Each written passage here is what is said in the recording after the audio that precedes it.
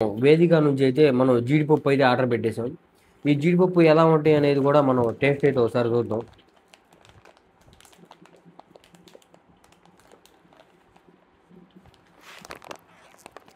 కొంచెం దాన్ని ఇవి అనమాట. జీడిపప్పుస్లో కూడా పెద్దవి ఉంటాయి, చిన్నవి ఉంటాయి, రోస్టెడ్ ఉంటాయి, మామూలుగా మనకి కారం వేసినవి వేపినవి కూడా ఉంటాయి, రోస్టెడ్ నార్మల్ రోస్టెడ్ ఉంటాయి. వీటిలో కూడా సాల్ట్ లెస్ ఉంటాయి. ఇవైతే సాల్ట్ లెస్ అనమాట, తెల్లవి. ఇవి జీడిపప్పు అయితే మనం ఎక్కువ అయితే తినకూడదు అనమాట. తింటే మనం బెల్లి ఫ్యాట్ అయిపోతాం ఎక్కువ తినడం. ఇవైతే నార్మల్గా తినాలా, రోజుకి 4-5 మాత్రమే తినాలా. హెవీగా తిన్నామంటే మనం ఫ్యాట్ అయిపోయి లోపల మనకు ఉపకాయం అనేది పడింది. దీనివల్ల ఇది చాలా డేంజర్ ఇవన్నీ. ఇవి కూడా లిమిటెడ్గా తినాలి మనం, డ్రై ఫ్రూట్స్ అనేవి. ఎట్లా పడితే అట్లా తినాలనుకో మనం ఊరిపోతాం బాగా. ఇవైతే చాలా బాగున్నాయి టేస్ట్.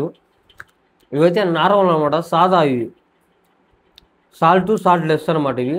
అట్లానే కారం కూడా లేవు, కారం వేపించింది కాదు, ఇవి నార్మల్ అనమాట ఇవి. ఇవైతే బాగున్నాయి టేస్ట్ కూడా. ఇవైతే ½ కేజీ మనకైతే దగ్గర దగ్గర 600 దాకా పడింది. చాలా బాగున్నాయి ఇవి కూడా.